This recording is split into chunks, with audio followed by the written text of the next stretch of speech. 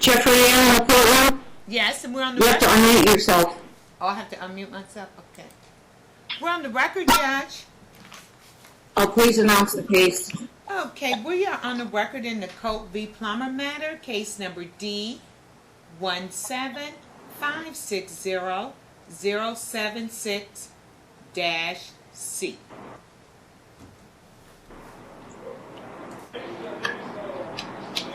Counselor appears to be the bar numbers.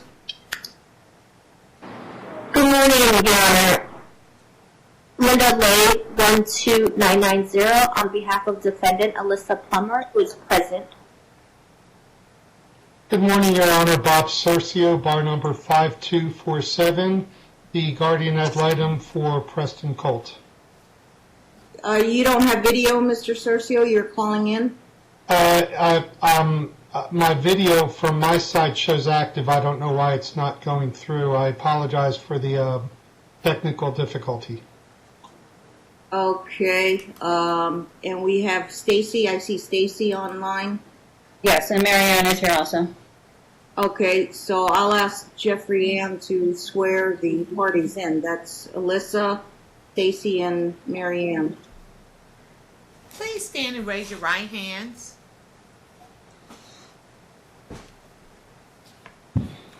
You and each of you do solemnly swear the testimony you're about to give in this action shall be the truth, the whole truth, and nothing but the truth, so help you God. I do. Thank you. Okay, so you may be seated. I may mute the court. I will mute the courtroom to avoid the background noise. Now, this is I converted the trial to a status check due to COVID. I wanted to give everybody some of the recent developments that's been going on in the courthouse. There's been 5 deputy marshals that tested positive for COVID. We've had at least 14 cases of reported COVID, so it's very difficult to come in the courtroom. We can't do a trial via blue jeans because then everybody would have to wear masks, and it would be very difficult for the court to view the parties' facial demeanors with masks on. And so until it would be safe to come back into the courthouse, this trial would have to be set at a time when it can be done. We are also backed up about 5 months on trial settings, and there hasn't been any trials that really have not gone forward. Now, I understand that there are about a dozen cases I have that unfinished trials that need to finish before the end of the year's up, but some attorneys have chosen to, or for practical and logical reasons, they want the in-person trial, and this is the type of trial where we would need to do this in person. So it is what it is. I can keep you on the priority list, obviously, if there's a return to the courthouse, but right now the settings are in early 2021, and we have ongoing things going on with Preston, the child, and I understand he's still in therapy. So we're going to talk about it's a status check. We're going to talk about the guardian ad litem's report and then the therapy, how that is progressing. Now, I understand you also did, Ms. Lay, a subpoena for the trial, which isn't going to happen today for obvious reasons, for Miss Crystal Whipple, but I take it you did not, might have been helpful to get her input, but you did not forward the Blue Jeans link for her to appear by video today. So it's a shareable link, and you didn't, I don't know if you did or not, so it was too late to make an inquiry if she was going to appear today. So we're limited on information. Also, I believe everybody got to see a copy of the guardian ad litem's report, Mr. Cercio's report. It was sent to everybody with my, you guys didn't get the report? It was sent with my authority under a confidential gag order for everybody to read the report. Normally, in normal circumstances, normally I would just give it to the attorneys, but because of COVID, I transmitted it electronically so that both sides were able to read it. So Mom has an attorney, and Stacy and Marianne don't have attorneys. They should have been received. Has anyone not received the guardian ad litem report? And We have received it, Your Honor. you did receive it? Okay, so it is under a confidential gag order. It is not to be disseminated to any third parties, not published publicly for obvious reasons and public policy reasons to maintain the confidentiality. Okay, let me ask Ms. Slay, what's the situation with Crystal Whipple? She's continuing to be Preston's therapist.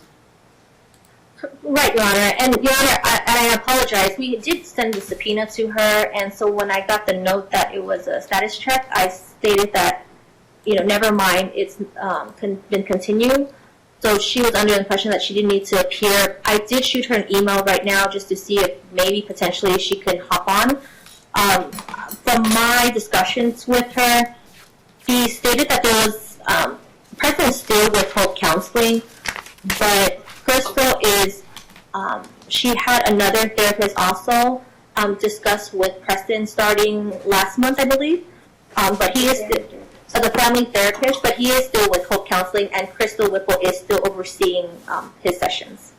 Now, I understand in the guardian ad litem's report, which is several pages, I've read it, that Mr. Cercio made a decision not to talk to Crystal Whipple, so I'd like him to speak to that. I understand maybe one of the parties or both parties had approached you about talking to Crystal Whipple, Mr. Cercio?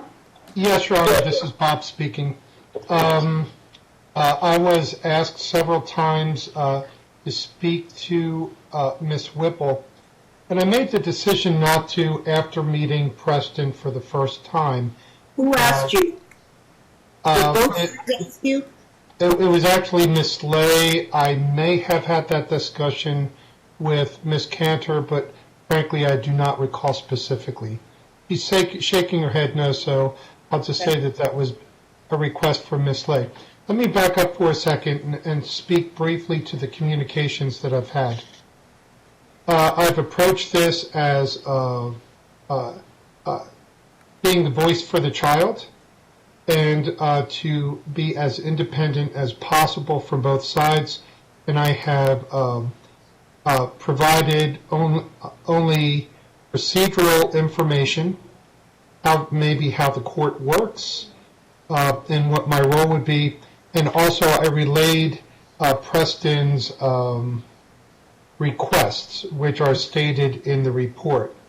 There was a moment when it was possible that my role might have been expanded into a mediator, but the parties are just too far apart for that to have progressed any further. In regard to Ms. Whipple, my 3 meetings with the child, there's nothing overtly about him that would give me pause or to even identify a problem with him.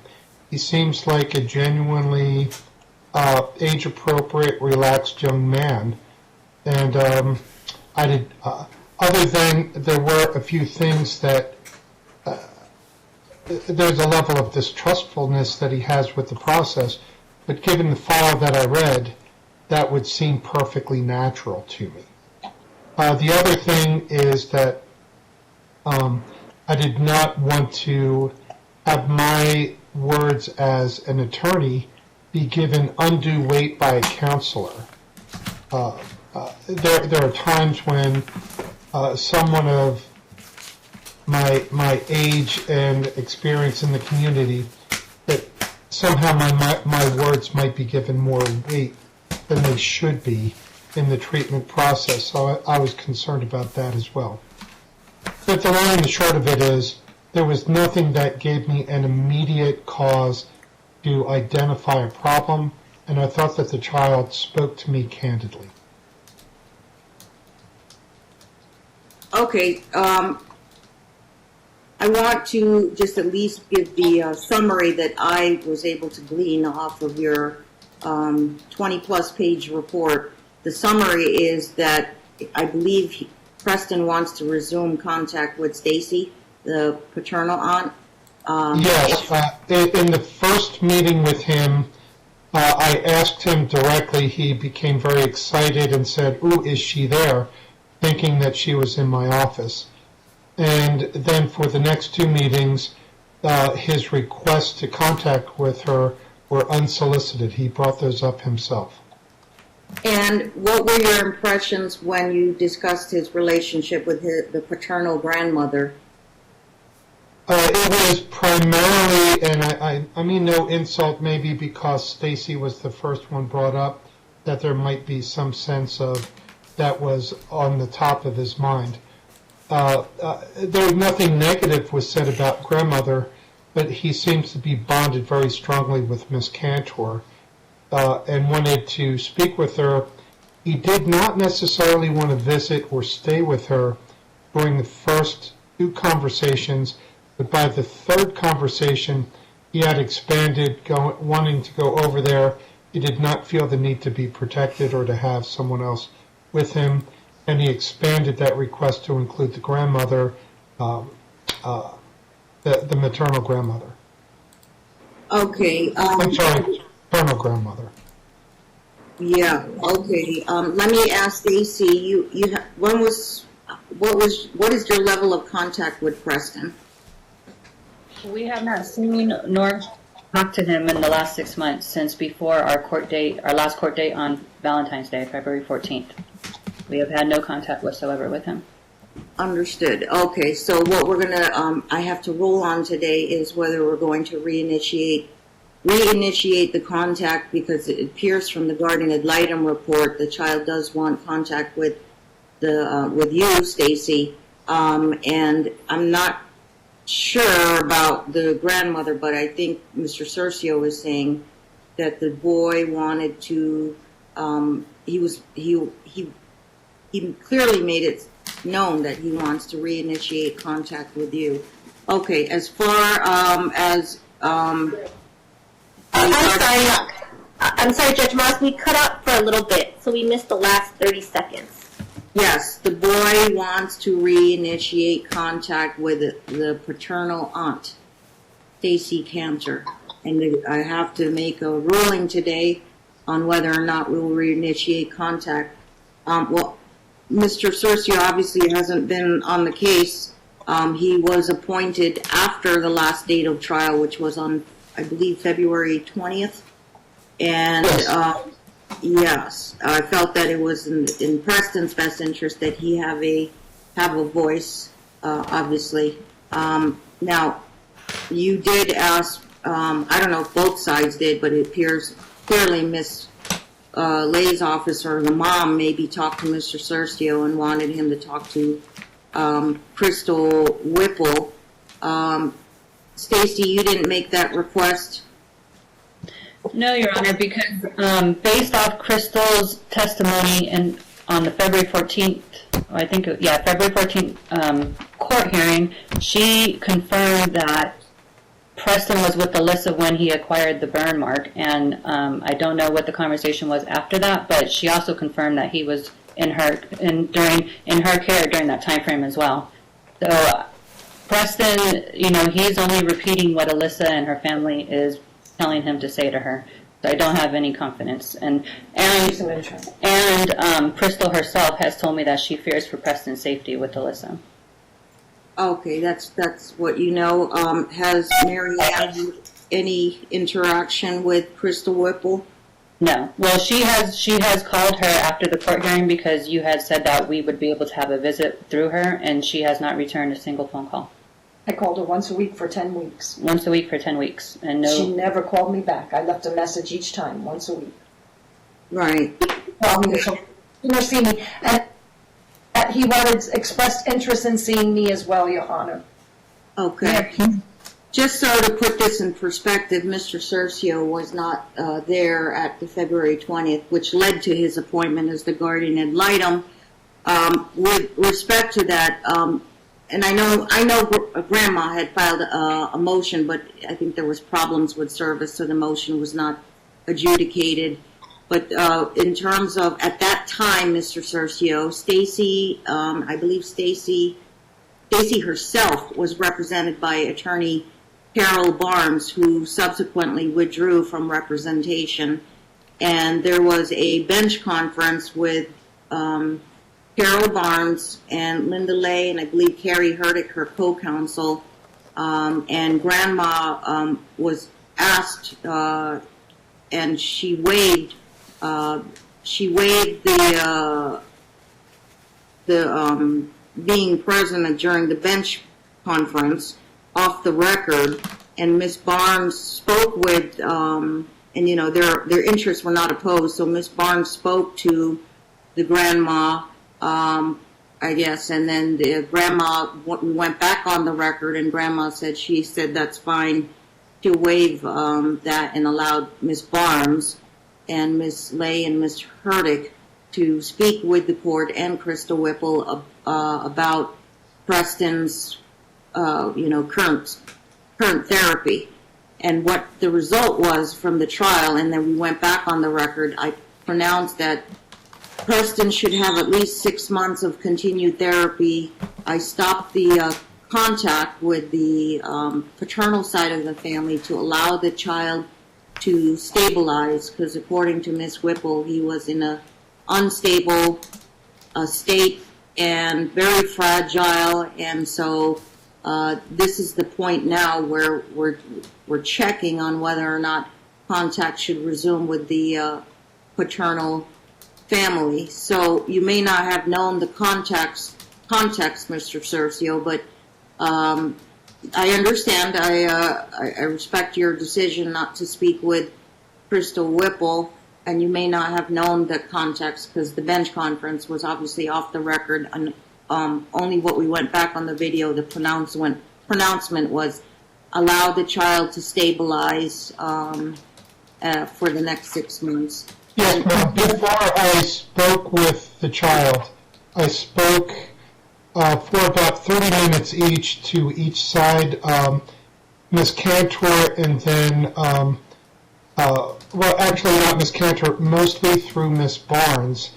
As she exited the case, she handed me a file with, well, those are exhibits 1 through 4 attached. It was a lot of information that I read, including the CPS reports, and I'm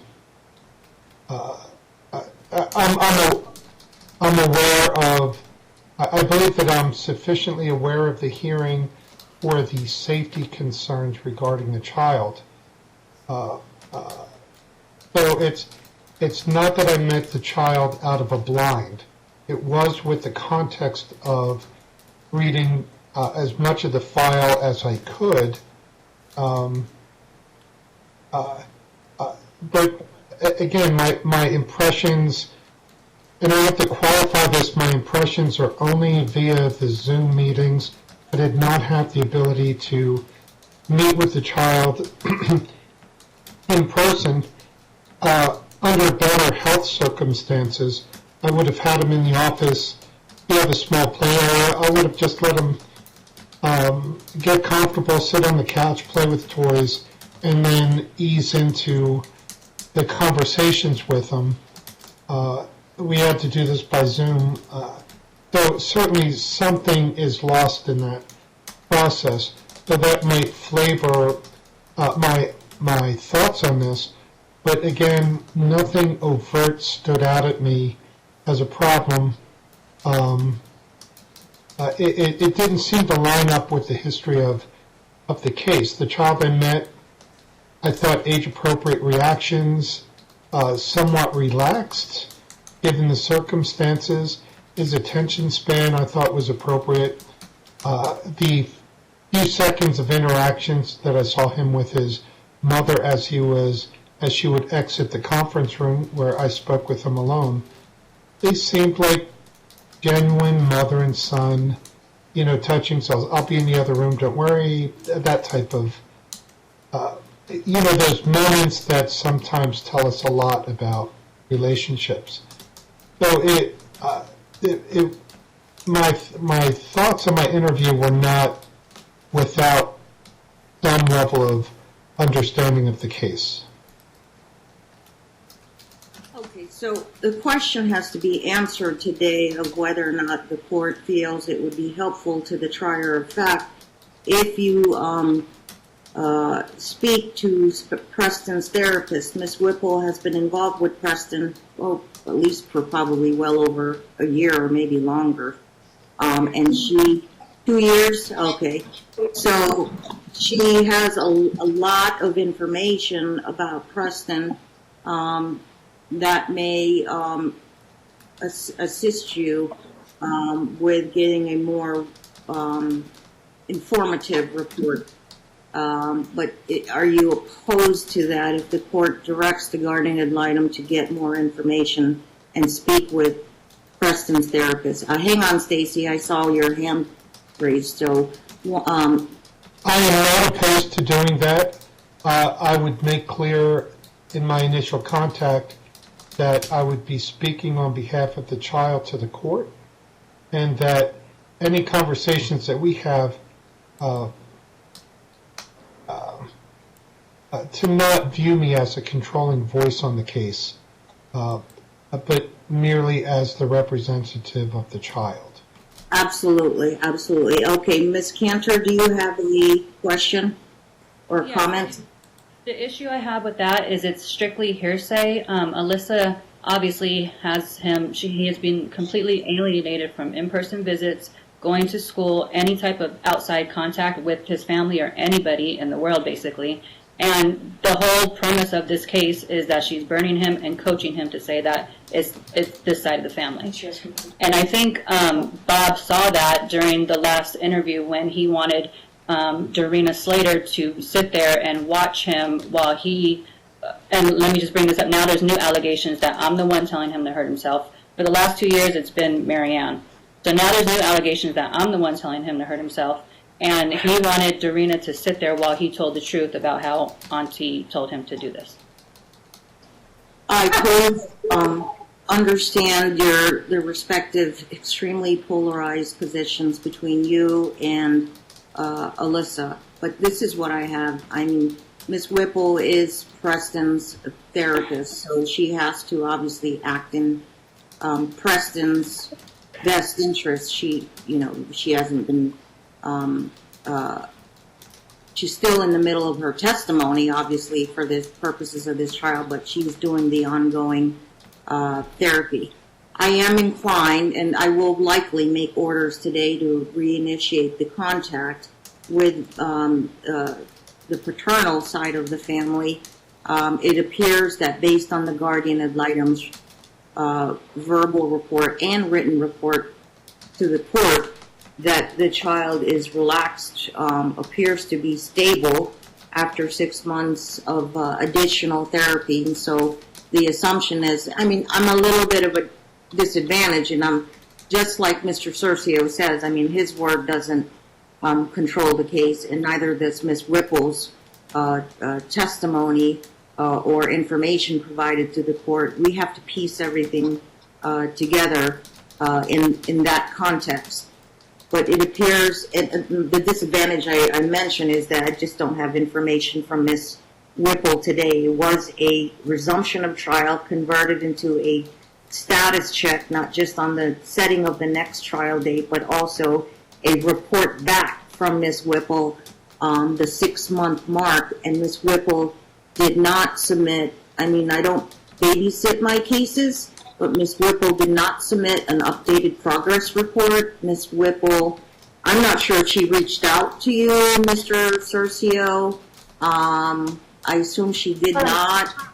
And she, one moment, and I knew that, and everybody knew that this was the 6-month mark, and I had no report voluntarily submitted by Ms. Whipple, knowing that she was subpoenaed for trial, and maybe it was because it was last minute, in fairness to Mom's side, that she was taken off and not recorded to trial.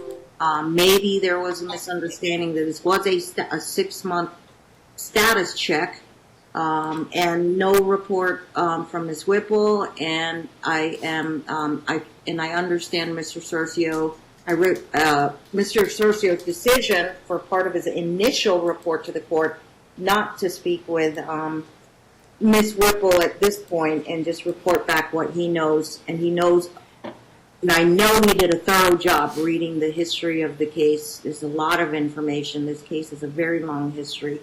And he knows the context. He apparently had communications with the prior attorney, Cheryl Barnes. He accepted documents from Cheryl Barnes right before she withdrew from the case. Okay, let me go with Ms. Lay first, and then I will go with Ms. Cantor. So, one moment, Stacy. Thank you, Your Honor. As you are aware that, yes, Preston is in a good state right now. And going back to your comment earlier that, you know, you were thinking about doing the visits or whatnot because he seems stable, that is with the caveat that he is in with the custody of his mom only. But going back to maybe there was a misunderstanding, Your Honor, in regards to the order, because I know that in February, Carol Barnes Associate did write, you know, the order that was in place, and Ms. Whipple did reach out about a month ago asking for an order to show that she needed to provide a report, and I went through all the orders, and there was, I know we discussed it in court, but on paper there was no order stating that she was to provide a report. So I gave her the court's email just to say, you know, maybe you can send it directly to the clerk. I don't know, but these are the orders I do have. I know that she did reach out and she wanted to make sure that she was complying. So that might have been a misunderstanding because I don't think that was. We had zero communications from you, procedurally even. If you had contacted my office, we had zero contact. The case sat for 6 months. You were doing whatever you were doing, talking to Miss Whipple. We had no idea of that. I'll accept your representation that Miss Whipple diligently asked a month ago, and she relied on your representations, counsel. Nobody would have twisted her arm or stopped her from submitting a updated report, knowing logically that this was a 6-month status check and I don't have a report. I'm not pointing fingers at you, Ms. Lay, but it just seems common sense. We're coming back. No, I understand. And Right, I understand. one moment. We have zero idea of what communications you were having. So this is the first time I'm hearing that Ms. Whipple diligently reached out to you, mom's lawyer, with neither the court nor the other side knowing about such communication, which is proper. It's procedural, so it's not, you know, ex parte in any nature. But if it's a status check, nobody reached out to the court for an update or what's going on. And we would have gladly responded to what maybe you might, what Ms. Whipple would have been asking. Had we known about that communication 1 month ago, I would have said absolutely. We are going to. Attorneys call. They ask what's going on with the COVID and the trials. We would have given you our best answers at that time. And a month ago, we would have tried to. A month ago, we would have tried to proceed with the trial in the courtroom. However, with the new developments, and you know, I'm not privy to say any personal, you know, information about those. You know, we can't. I mean, we don't know who the 14 cases of COVID are. One had a family member who died.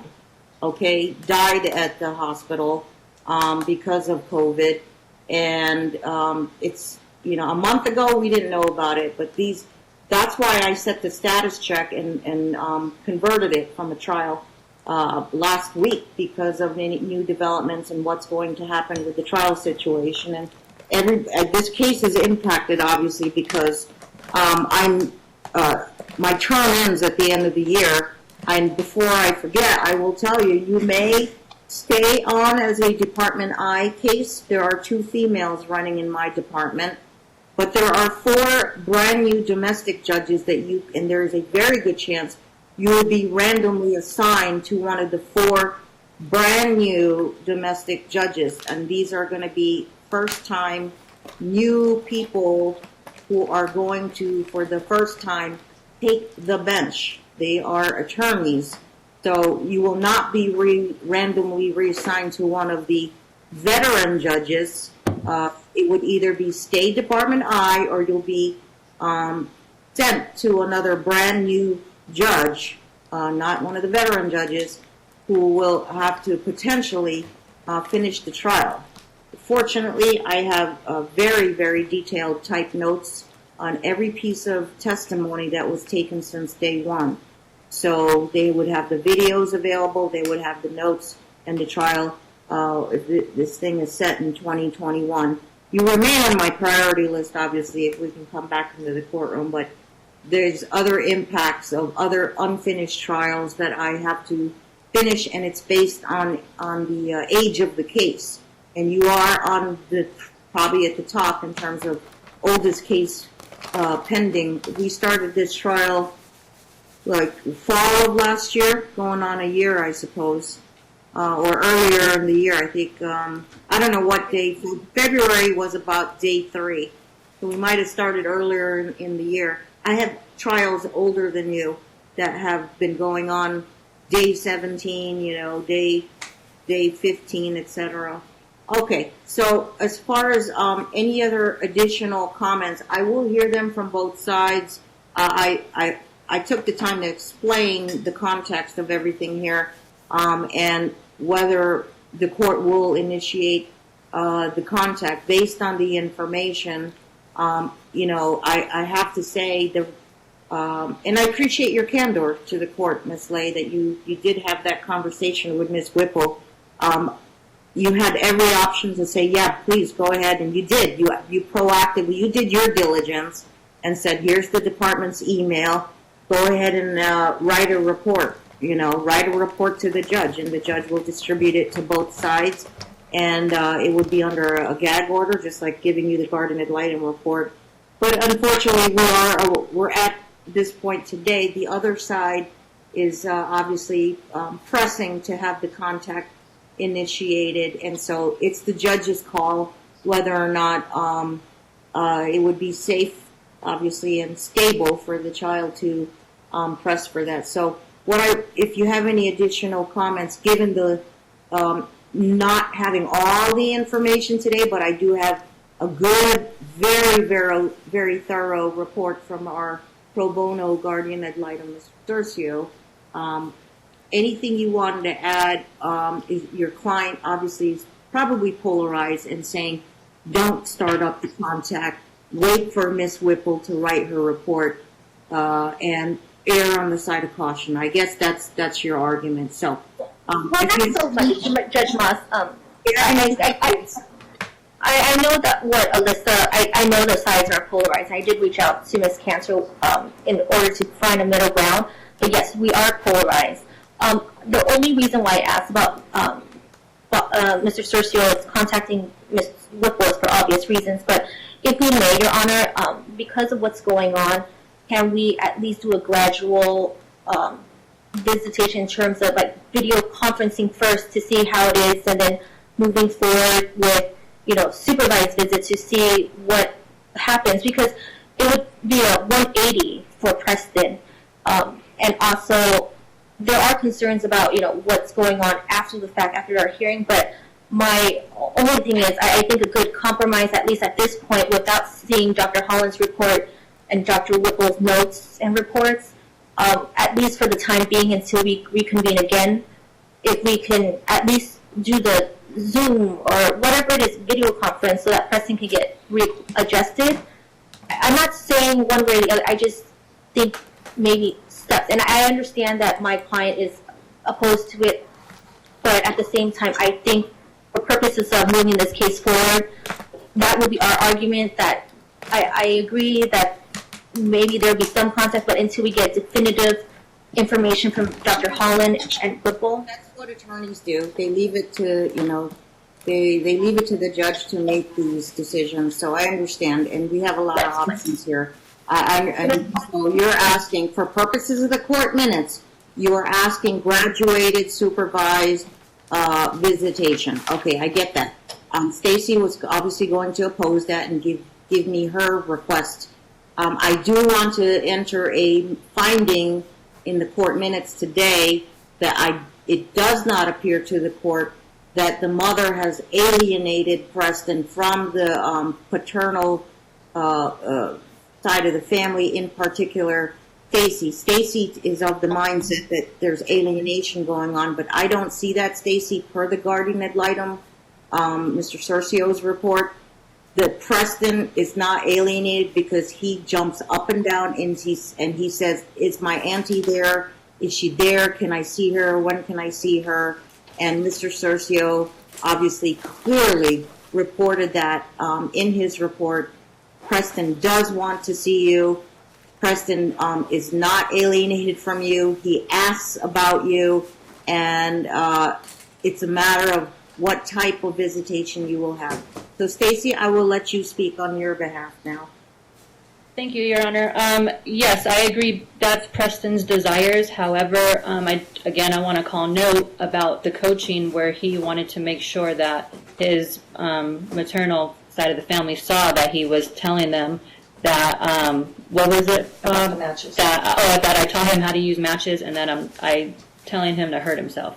And so that right there, I feel is a red flag to indicate that what we have been saying is true. Also, I want to bring up that both counselors, there was Katie, the in-home counselor, who after the trial, I sent text messages between her and I don't know if you were able to read those. I did drop a copy off with Bob. She confirms that Preston was with Alyssa that weekend that he acquired the burn mark, and she also confirms that, yes, that was a burn mark, and no, he could not be hurting himself on the couch, as Alyssa has stated. Crystal has also confirmed. You gave him matches. You are so horrible. How did I give him matches? Hold on. So if I gave him matches when I exchanged him to you, wouldn't you see that he had matches and took that from him? That's completely... I don't pick my son's pockets. I'm going to mute them. I don't want arguing in my courtroom. They'll get their I don't chance. even matches. I don't even have matches. This kind of speaks to her mental capacity. Like the fact that, and not to mention that for the last 2 years, it was my mother. So I want to point out that whoever's going against her for custody is who she tells Preston to say all these things about. Yeah. First it was John, then it was Marianne, now it's me, because I'm the one going against her for custody. Okay, let me ask Mr. Cercio, because when I read that portion in your report, Mr. Cercio, did you find that, was it spontaneous? Does the boy have a little bit of an imagination? Does he have confusion about who he is referring? I'd like to make my observations very clear on this. On the first 2 visits, when Preston was presented by his mother, I found the child to be candid, and I had no sense of coaching about him. It was on the 3rd visit, when he was brought by his paternal grandmother, that there was a noticeable difference. Sorry, that was not the... Sorry, Bob. Please let me finish, Stacy. That it was at his request for his paternal grandmother to be present, and then he was a bit agitated towards the end. In the middle, I thought he was very much like the first 2 visits that I had with him. So I don't think that it's. I don't think from my observations anyone should or could draw a conclusion that there has been coaching by mother. That is not what I was trying to relay. It was only on the last visit when paternal grandmother was present. And his ability to retain this, I need to make sure I say this in front of my grandmother so I say it right, that type of sense. It was only for that 1 visit limited. My observations are limited to only that 1 visit. The other 2 with mother, I got no sense of that from the other 2 visits. Okay, so Bob, you're saying paternal grandmother. That would mean Marianne Colt, and that's incorrect because neither one of us have seen Preston in the last 6 months. I'm sorry, I misspoke. Miss Slater. Thank you. Matern, That is Alyssa's mother. Yes. I see, yes, that's noted in your report, Mr. Cercio. Thank you. That's clearly noted in your report. Okay, Stacy, anything else that you want to say, or you have what kind of contact are you requesting to the court?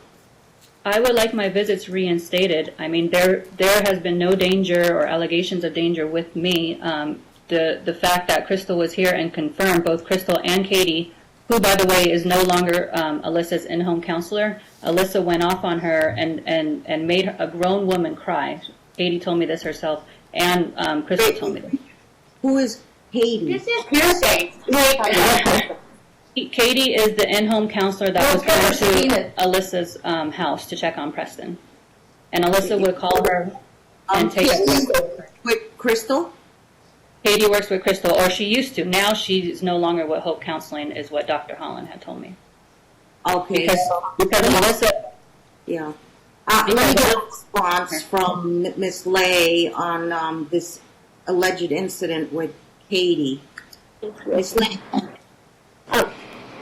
Hi, Your Honor. With Katie? Can you hear us? Yes, Katie works with Crystal. Katie goes to Mom's house, and apparently what Stacy knows is that Mom made Katie cry, and Katie doesn't want to go there, or Katie doesn't work there anymore. Oh, so, okay.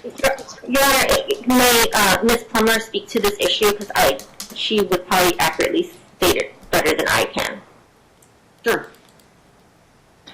Okay, Katie, before we went on this trial, Katie informed me that Preston told her that he was hurting himself on something. He was pushing himself up and down on it, and I thought it was a part of the couch. I could not figure out what he was using. He would not tell me. Then right before trial, apparently she contacted Miss Cantor, and she broke HIPAA law. She sent her pictures. She sent her all kinds of stuff, which is why she got fired, by the way. Now, I did not know what Preston was hurting himself on. It wasn't until Preston found out that he no longer was going to see them anymore that he finally broke down and gave me the matches and told me that Stacy gave him the matches and showed him. He went like this, Mom. I said, Preston, how do you even know how to use them? And he goes, Mom, she showed me how to do it like this. And he said he blew it out and he put it on his back. And that's how he had been doing it. I had no idea. I don't smoke. I removed all of the matches out of my house that were for candles. I no longer have them in my house. And if you look at my son's back now, he hasn't even a mark on him. You can't even tell that it ever happened. There's no scars. There's no nothing. And my son is doing better because he's not being coached by them to hurt himself or to lie anymore. And I'm begging you, please don't put him back in harm's way. He's doing so good. He is doing so good. Okay, thank you. All right. What Katie sent me was evidence, and Alyssa, being the vindictive person she is, went and got her fired. She spoke to this. This is the same counselor that she said she gave a key to her home against her better judgment because she wanted her to have access and everything like that. Well, Katie told me that Alyssa was hallucinating things and called her and would take up Preston's time. And I don't know the exact incident of why Alyssa went off on her, but she went off and showed her true self, the same what we've been watching, what you've seen in the court, in the earlier years. There was a reason that my brother had full custody. And just because he died doesn't automatically make her a good parent. And did you list Katie, did Carol Barnes list Katie as a witness? no, because Her testifying. Came the first time. Oh, She oversaw Crystal. hold on, Mom. I don't know. These were her witnesses. I only recently found out this information after the last court date. I had Carol withdraw me because I've spent hundreds and thousands of dollars on this court case, and I can, I can represent myself. I know the case better than anyone. But if I will, I'll try. My mom knows how to do the motions. I'll see if she can subpoena her. But I also want to make a note that the burn mark is the same thing that goes back 3 years. So how can that mark be identical if all of a sudden I'm the one giving him matches, which I don't even use matches in my home. I don't smoke. I don't know where she's even coming up with this. But how could that match create the same mark that a Puma Stone has, a nail on the couch has, Marianne Birmingham has, Sean has Birmingham? Now, how can people... Okay. When does it end? When does her lies? Right, when does her lies end? This, we have seen... One last question to Ms. Okay. Today is not the trial, obviously. All right, the trial will have to resume. One last question to Mr. Cercio. Give me a little more context on the matches reference, please, Mr. Cercio. It was only in the third meeting that I had with him, and my notes were translated directly into the report. So this is my current recollection. So I don't think my words today will be all that much different than what's in my report. He said, I need to tell you that my aunt showed me how to burn myself. This is all paraphrasing, not quotes. And I said, with what? And he said, with matches. And I asked him, well, do you know how to light a match? And at that time, he held up both hands in front of him and made a striking gesture as one would do with a set of matches. And that was in the presence of the maternal grandmother? No, what happened was she was present. He looked at her. He looked back at the camera and said, "My auntie has told me to say that I was hurting myself," and looked back at his maternal grandmother. Again, these are not recorded, so I don't know whether she stayed in the room for the matching part or whether he had left by that part, but it was within a very close proximity of the start of the meeting, maybe the first 5 minutes. And then that did not come up again, although towards the end when he had reached his tolerance level, for want of a better phrase, or his attention span. After we had spoken for a little bit, and I said, is there anything else you want to mention? That's when he started to get agitated again and walked around the office to find his grandmother with the iPad. And then I spoke with Miss Lay and Miss Hertick for a few minutes following that, just to explain that he left agitated, but he was not agitated during the span that most of the span that I was speaking with him. Does that help? It does. I know that it's a tough question, but I wanted to know when he made that statement, the spontaneity of the statement, it wasn't specifically elicited. It felt coached. Oh, thank you. Okay. You had a total of 3 visits, and But when I say that, as I mentioned before, none of this was present when Mother made the drop-off. It was only with Miss Slater's 3rd visit. And I don't know that 3 visits is enough to really formulate and much more of an opinion. Would I find out more, or would Miss Whipple know more with more contacts? I think so, but that was just was a moment that just stood out. reading between the lines here, I mean, what my impression is that it's possible. I mean, the impression is that it's possible Alyssa is not coaching Preston.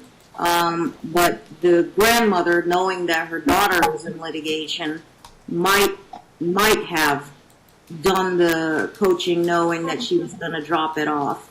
Putting the one-way communications, that's what I would infer also. Yeah. And Your Honor, if I may, and going back to what Mr. Sergio said, that third visit was very different from the first two. Maybe because Grandma was there to drop him off. But I just wanted to clarify that the iPad is in our conference room, and so Preston came in, and Grandma and me, and then, he wanted Bob. He was like, I want Bob to meet my grandma. And I said, okay, that's fine. So when Bob got onto the Zoom call, he said, this is my grandma, and he started going off a tangent about, I need to tell the truth, and he kept even giving me the iPad saying, I want to tell the truth, I want to tell the truth, and it was, and I'm just going to be candid, it was very different, right, the third time. And so I said, okay, well, we're going to leave right now, and he was like, well, I want my grandma to I stay. can't have counsel testify, obviously. I understand, sorry, I just wanted to clarify that. She was there. I was. One moment. I'm sorry. You don't want to inject yourself, counsel, because then you will not be the counsel if you're going to testify on this experience at your law office at trial. Okay. I set this case for an hour. I'm on limited time.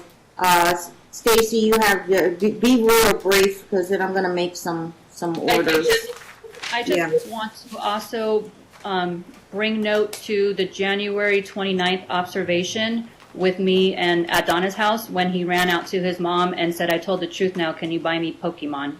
That was in your notes that you read in the court. I also want to make reference to that. This is an ongoing thing. Alyssa and both her mother are coaching him to say that it's this side of the family, when the time frames don't even add up whatsoever, which is why she changed the story to him hurting himself now. But that's impossible. Okay. At this point, I have several things, and please, everybody not interrupt because it's all in my mind here and on my notes, and I want to make sure my court clerk takes very good notes for the court minutes. So one of those findings was, per the guardian ad litem's report, the child during the GAL interviews appeared to be relaxed, and for majority of those visits, until the mention of the matches incident, the child suddenly got agitated. So I presume that needs to be explored more. I will permit if they want the Katie. What's her last name? Katie. What is it? Can somebody? Yeah, Thibeaux. Okay. Can you somebody type that in the chat box? The Katie's name, so my court clerk has that spelled correctly. If you know the name. Okay. She will be permitted, if you want to subpoena her for the next day at trial, she'll be permitted to testify.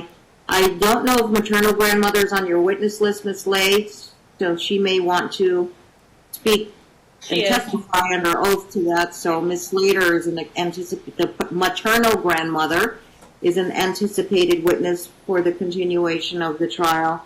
As far as resuming the visits, first of all, you're saying now that Crystal Whipple is transitioning as a counselor, or Crystal is still going to be Preston's main counselor? Can I talk for a minute? I'll let Alyssa, but before Alyssa speaks, so Hannah is the counselor that has been meeting with Preston, but Crystal, Hannah Hartman. Type her name in the chat box also. So she'll be, now that's new information, so she will, you are going to probably subpoena her to testify for the trial. Mr. Cercio will stay on board for purposes of the, Mr. Cercio, continuation of the trial, but he will have ongoing updates for the court, whether it's me or the new judge, as far as visits and checking in on Preston, so that we make sure we get up-to-date information. obviously. Your Honor, can we have them do in-person visits rather than a 30-minute Zoom call? Because this case is so complicated that you're not going to be able to assess without him actually being around Preston and really getting to know him and away from the Alyssa's control. Okay. Mr. Cercio? Yeah. Right, so the point here is suggesting that she will bring Preston to wherever is a neutral place and have in person as long as there's another. No, she was saying that you want me to bring him to Cercio for 30 minutes in person? For Cercio, in his report, said that he likes to do a 1 to 2 hour evaluation. The reason why we haven't been doing that is because of COVID-19. Right. So go. May I speak to this, please? Yeah. We have several people in our office, myself included, that reside with at-risk individuals. So it's, I have no problem staying on for the Zoom meetings, and if we see some change in the restrictions for contact, I'm comfortable with that. But the child's been meeting for a very long time with counselors. I believe that I have a rapport with the child with the Zoom. I can continue on basically checking in every 30 days, and I think that's probably enough to maintain contact. What I don't want this to turn into is, Bob, did you meet the child? Did you look under a shirt for burn marks? Or was there some where I become a witness more than the representative of the child? Any of those type of observations should be made by counselors or by pediatricians, not by the attorneys. Right. So I think that the report that has been going on, I think is adequate. I can bring it to 3 weeks or every 2 weeks for a little bit. I don't mind meeting the child. He's a pleasant young man. And to provide periodic updates to the court. But I am reluctant to bring in any clients Right. across the board because of the risk factors currently present. Right. And keep in mind, he is doing this as a pro bono court-appointed guardian litem, so he's not charging anything for his services, and we don't have a lot of money in going on both sides, and we don't have, money to do any kind of updated custody evaluations. Those run very expensive, so Dr. Holland has been retained on this by Ms. Cantor. Yes, that's another point I want to bring up. Because of Alyssa's new allegations and completely fabricated lies, this is costing more than what was supposed to be, and I'd like to request her to pay half, to be responsible for half. I can't force that, and she is I don't recall if she's court appointed or your attorney, Carol Barnes, chose her as your expert. Yeah, Carol Barnes wanted to petition for her.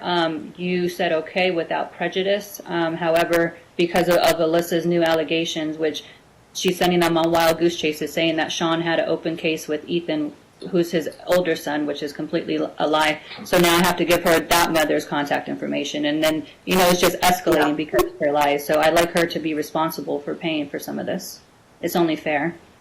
I think she was your hired expert. Ms. Lay, do you recall if she was court appointed or She's court appointed? Yeah. Sorry, Your Honor.